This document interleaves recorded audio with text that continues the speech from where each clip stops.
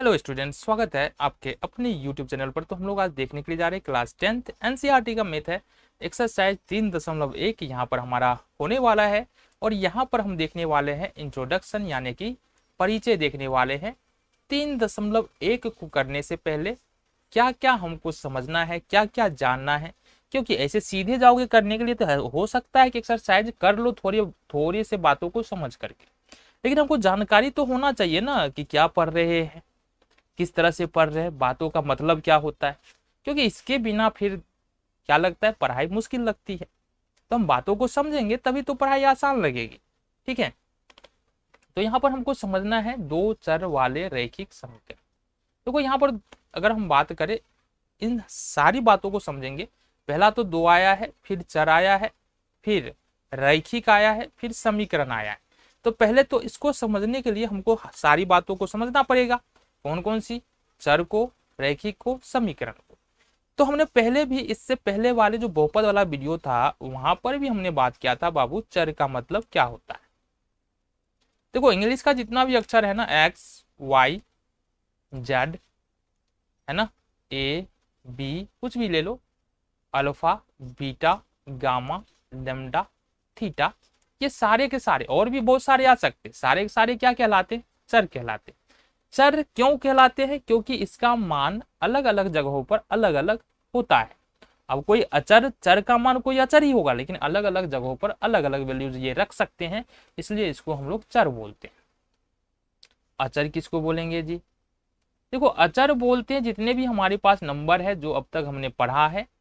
2 - 3/2, 5 - 6, √2, √2 plus √3 + 2, ये सारे के सारे जो नंबर्स है, ये नंबर्स क्या कहला जाएंगे? अचर कहला जाएंगे। तो हमको चर समझ में आ गया, हमको अचर समझ में आ गया। ठीक है, हम समझने के लिए जा रहे हैं दो चर वाले रैखिक समीकरण को। लेकिन अगर किसी रास्ते से जाओगे तो रास्ते को समझते हुए अगर आगे बढ़ो सोच समझ के, तो रास्ता आसान लगता है। यही बात है, अगर हम इसको समझना है तो हर एक बारीकी को समझते चलेंगे तो आसान होगा। थोड़ा सा हो सकता है वीडियो लंबा हो जाए, लेकिन बातें तो समझ में आएगी ना। चलो, तो चर और अचर हमको समझ में यहां से आ जाता है। अब हमको क्या समझना है? एक और बात को यहां पर समझना है कि बीजीय व्यंजक क्या होता है। बीजीय व्यंजक क्या होता है ये भी हमको समझना।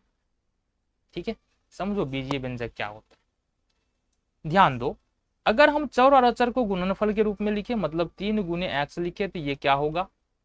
3x हो जाएगा। ठीक है, और इसको हम लिख देते हैं 3x और इसमें 5 जोड़ देते हैं, मतलब हमने 3x में 5 को जोड़ दिया।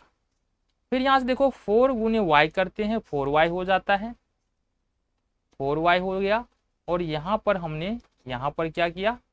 यहां पर हमको 3 घटा लेना है। अब ये जो देख रहे हो 3x + 5 और 4y - 3, ये क्या है? हमारा बीजीय व्यंजक है। क्या है? बीजीय व्यंजक है। क्यों बीजीय व्यंजक है? किसको बीजीय व्यंजक बोलेंगे? तो बहुत आसान सी बात है, बहुत आसान परिभाषा है इसका। देखो, अगर चर अचर को अगर गणित की मौलिक क्रियाओं के द्वारा जोड़ा जाए तो हम उसको बीजीय व्यंजक कहते हैं। चर अचर को गणित की मौलिक क्रिया क्या होती है? प्लस, माइनस, मल्टीप्लीकेशन और डिवीजन, ये 4 मौलिक क्रियाएं होती है गणित की। तो यहाँ देखेंगे 3 और x के बीच में गुणा का चिन्ह है, बीच में प्लस का चिन्ह है, देन हमारे पास 5 है। तो यहाँ पर 3x को किससे जोड़ा गया है? 5 से। 3 और x में भी 3 और x को मल्टीप्लीकेशन के साइन के जरिए जोड़ा गया है। तो ये हमारा बीजीय व्यंजक है। बीजीय व्यंजक के और भी रूप हो सकते हैं जो भी अलजेब्रा में हम देखते हैं। 2x + 3y - 5, ये भी एक प्रकार का बीजीय व्यंजक है। x² + 2x + 3, जो हमने बहुपद में पढ़ा है, ये भी एक प्रकार का बीजीय व्यंजक है। ये समझ में आ गया? बीजीय व्यंजक समझ में आ गया? चलो, बहुत बढ़िया बात है। अब हम देख लेते हैं कि समीकरण क्या होता है, क्योंकि बीजीय व्यंजक तो समझ में आ गया ना। अब किसको देखना है हमको? समीकरण क्या होता है। तो अगर हम समीकरण की बात करें तो समीकरण और बीजीय व्यंजक में बस इतना का अंतर होता है कि समीकरण में तुमको ये वाला चिन्ह मिल जाएगा, जो हमने बराबर का चिन्ह है, इक्वल का चिन्ह है, वो तुमको मिल जाएगा, ये समीकरण में रहेगा।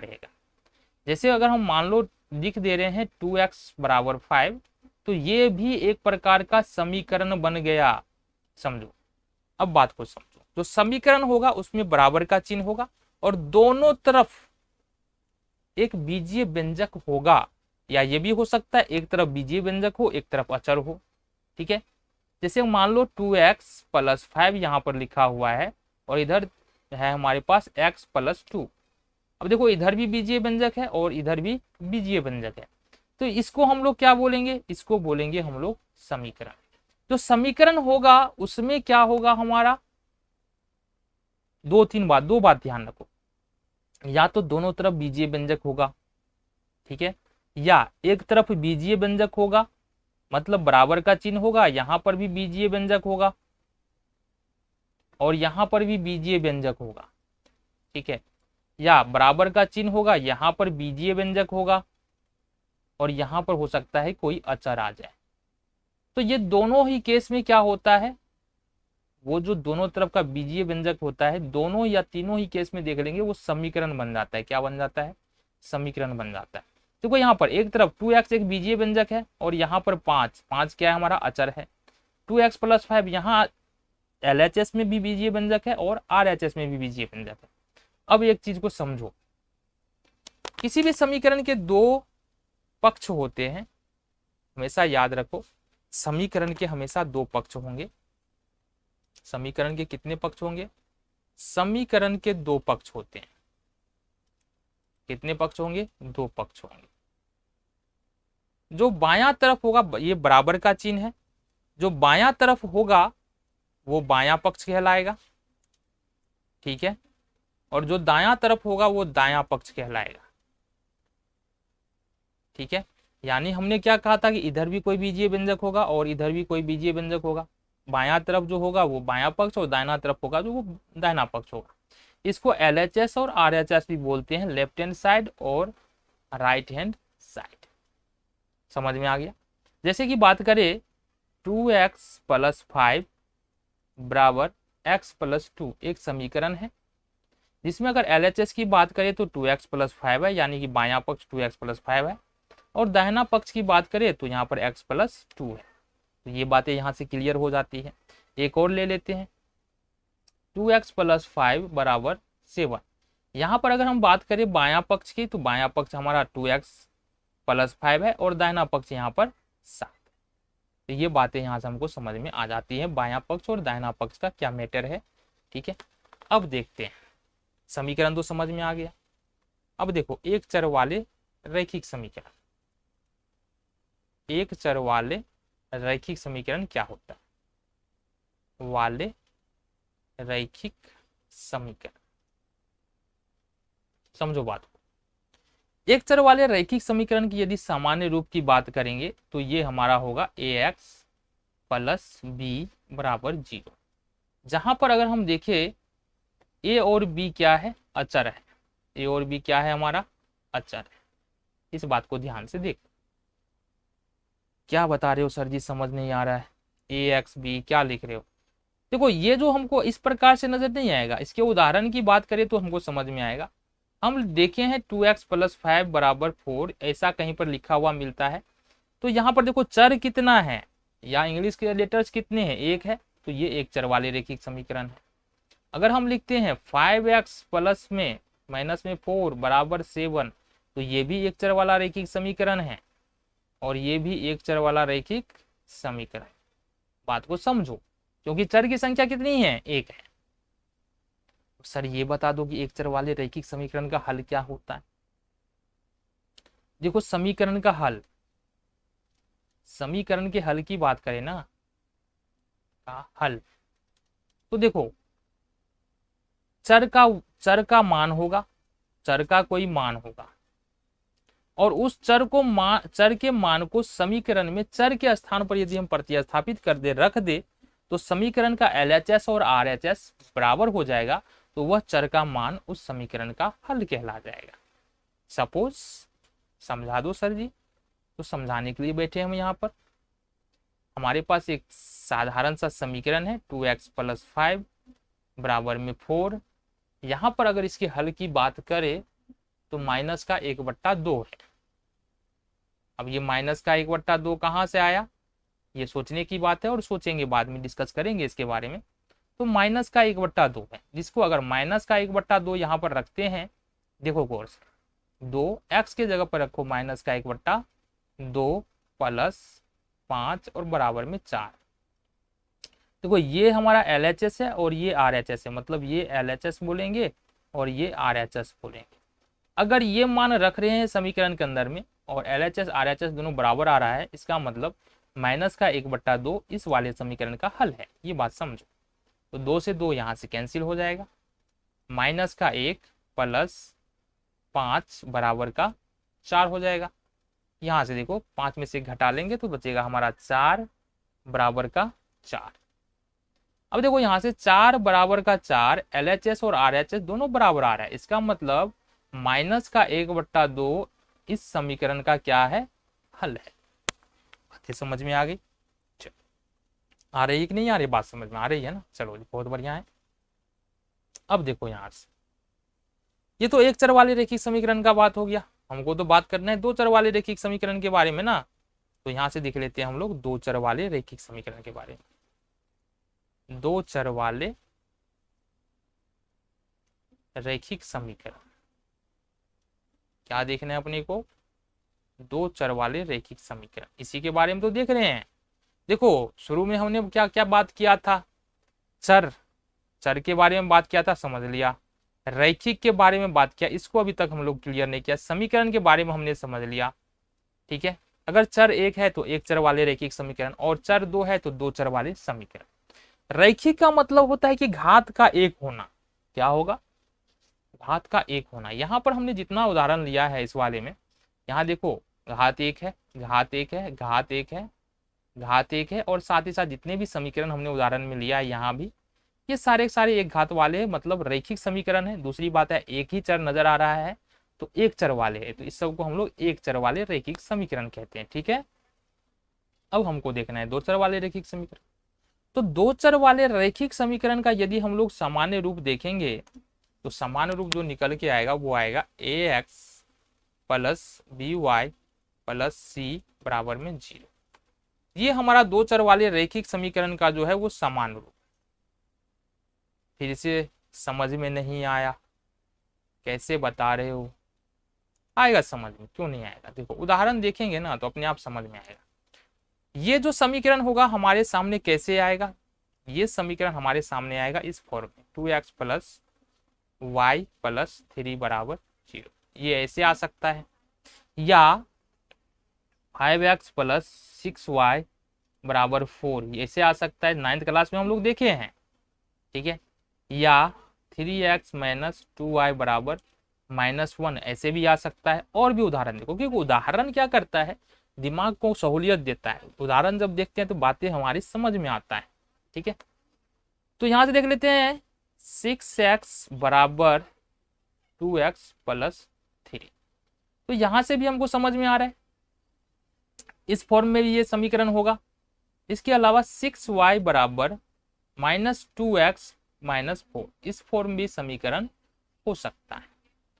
तो लगभग लगभग इसी रूप में हमारा दो चर वाले रैखिक समीकरण दिया हुआ हो सकता है, ठीक है।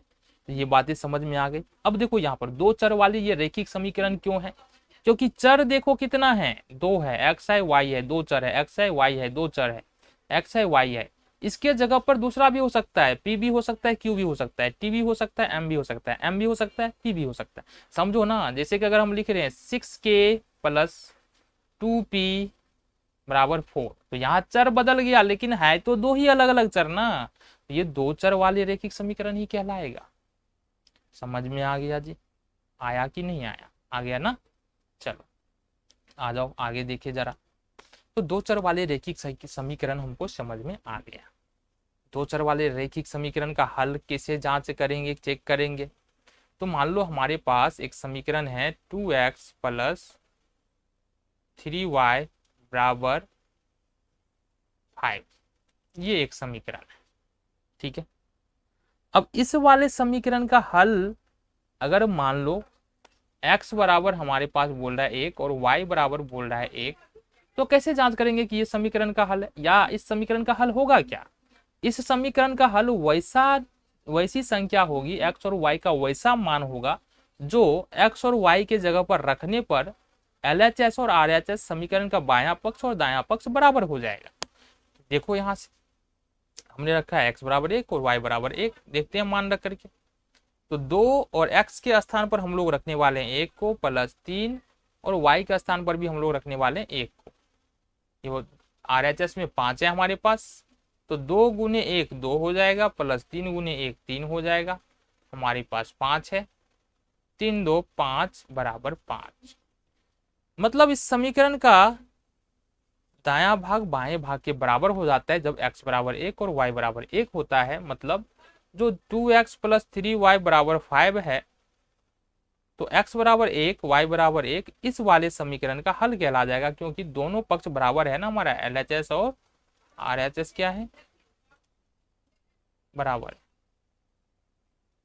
ठीक है, तो ये हो गया हमारा दो चर वाले रैखिक समीकरण, तो समझ में आ गया। लेकिन और भी बातें तो समझनी है, हमको इस चैप्टर में पढ़ना है दो चर वाले रैखिक समीकरण युग्म। क्या पढ़ना है? दो चर वाले रैखिक समीकरण युग्म, ये पढ़ना है हमको,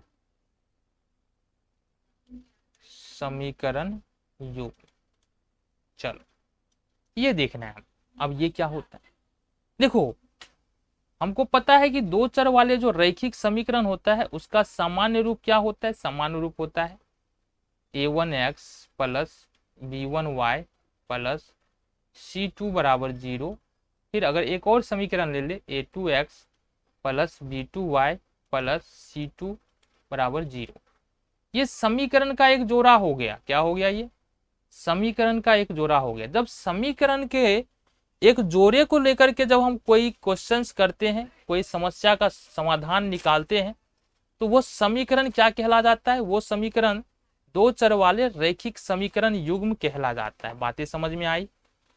अब यहाँ पर क्या है, समीकरण का एक जोड़ा दिया हुआ है, एक पेयर दिया हुआ है, पेयर नहीं पेयर, पेयर मतलब जोड़ा, जिसके लिए जब भी हम हल करने जाएंगे तो दोनों को एक साथ ही करने जाएंगे।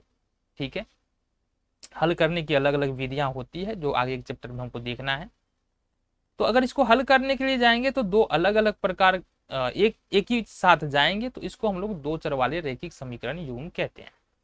कहने का मतलब क्या है, दो चर वाले दो रैखिक समीकरणों को एक साथ रख करके यदि हल करते हैं या करने की कोशिश करते हैं तो वह दो चर वाले रैखिक समीकरण युग्म कहलाता है, या युगपद समीकरण भी कहलाता है।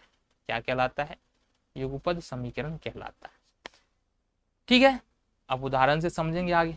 देखो यहां से मान लो हमारे पास एक समीकरण है x प्लस वाई बराबर में 5 है और x माइनस वाई बराबर में 1। ये एक समीकरण है, ये एक जोड़ा है हमारे पास।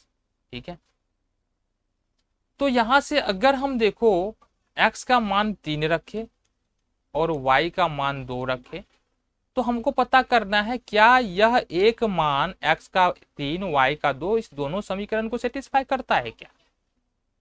मतलब यही मान दोनों समीकरण में LHS और RHS बराबर करने वाला है या नहीं करने वाला है, ये बात करते हैं हम ना।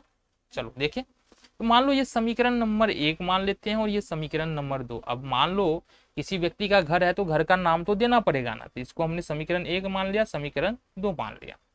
अब देखो समीकरण 1 से देखते हैं, ये मान रखने पे x प्लस वाई बराबर यहाँ पर 5 है और दूसरा मान जो मान रखना है ना उसको x बराबर 3 रखना है, y बराबर 2 रखना है, 5 इस तरह से हम देखेंगे 3 2 5 बराबर में 5, यानी कि x बराबर 3 और y बराबर 2 के लिए पहले समीकरण में जो LHS है, LHS और RHS वो बराबर आ रहा है। क्या आ रहा है? LHS और RHS बराबर आ रहा है। इसका मतलब x बराबर 3 और y बराबर 2 पहले समीकरण का हल तो है, लेकिन क्या ये दूसरे समीकरण का हल भी होगा? देख लेते हैं। ये होगा हमारा x माइनस वाई बराबर 1। ठीक है, अब देखो यहाँ गौर से हमको करना क्या, x बराबर 3 रखना है x बराबर 3 रखना है ना, ये क्या रिटेन हो गया, देखो यहाँ से। तो x बराबर 3 रखना है और y बराबर हमको रखना है 2, 2 ना, 2 रखना है। 1, 3 में से 2 घटाएंगे, 1 बराबर 1। यानी कि दूसरे समीकरण के लिए भी जो वैल्यूज है x बराबर 3 y बराबर 2 वो फिट बैठ रहा है, उसमें भी LHS और RHS बराबर आ रहा है। मतलब यह एक मान x और y का एक मान इस दोनों समीकरण को संतुष्ट कर रहा है। तो ये भी क्या कहला जाएगा, युगपद समीकरण या दो चर वाले रैखिक समीकरण युग्म कहला जाएगा। सीधी सी बात है, अगर दो चर वाले दो रैखिक समीकरण को एक साथ रख करके हम हल करने की कोशिश करते हैं तो वो दो चर वाले रैखिक समीकरण के युग्म कहलाते हैं। तो ये हमने हल के बारे में बात किया। अब सवाल उठता है दो चर वाले रैखिक समीकरण के कितने हल होते हैं। यानी हमने एक हल तो निकाला यहाँ पर x बराबर 3 y बराबर 2, दोनों समीकरण का हल तो था, लेकिन जरूरी नहीं है ये हर बार होगा, इसलिए हम बोल रहे हैं दो चर वाले रैखिक समीकरण के या तो एक हल होगा, एक हल भी हो सकता है, या अनेक हल भी हो सकता है, या हल नहीं भी हो सकता है, कोई हल नहीं, जो कि हम आगे के चैप्टर में इसके बारे में कोई हल नहीं ना, कोई नहीं हल ऐसे लिख दो, कोई दिक्कत नहीं। तो आगे के चैप्टर में इसके बारे में तो हम लोग देखने वाले हैं, तो बेसब्र मत हो, आराम से चलना है एक बात को समझते हुए, ठीक है। अब समझो बात को, अब दो चर वाले रैखिक समीकरण के बारे में तो हमने समझ लिया, दो चर वाले रैखिक समीकरण के हल के बारे में क्या पढ़ना है हमको, ठीक है। क्या दो चर वाले रैखिक समीकरण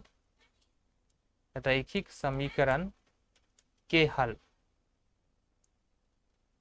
हल, अब इसके बारे में क्या देखना है। कहने का मतलब है दो चर वाले जो रैखिक समीकरण होते हैं उसके हल कितने तरीके से निकाला जा सकता है, या कौन कौन से मेथड्स होते हैं जिससे दो चर वाले रैखिक समीकरण के हल को हम निकालते हैं। तो बात करें, आ जाओ। पहला होता है हमारा ग्राफीय विधि। क्या होता है ग्राफीय विधि, एक तो हम लोग ग्राफीय विधि से निकालते हैं जो 3.1 में हमको पढ़ना है। दूसरा होता है लुप्तीकरण विधि, ये भी हमको 10th में पढ़ना है। तीसरा होता है हमारा प्रतिस्थापन विधि, ये भी पढ़ना है। चौथा होता है हमारा वज्रगुणन विधि। क्या होता है वज्रगुणन विधि। तो ये चारों मेथड को हमको एक एक करके क्या करना है, पढ़ना है। तो जैसे जैसे हम अध्याय में आगे बढ़ेंगे, इस दो चर वाले रैखिक समीकरण के सारे चैप्टर में आगे बढ़ेंगे, हर एक बात को हम लोग समझते हुए चले जाएंगे। इस वीडियो में इतना ही, मिलेंगे आपसे अगले वीडियो में। जो ग्राफीय विधि से जो हल है, जो पहला है हमारा दो चर वाले रैखिक समीकरण का जो ग्राफीय विधि से हल है, इसके बारे में हम यहाँ पर बात करने वाले हैं, और अच्छी से बात करने वाले हैं ताकि हर एक बात हमको यहाँ से समझ में आ जाए। चलो मिलेंगे अगले वीडियो में।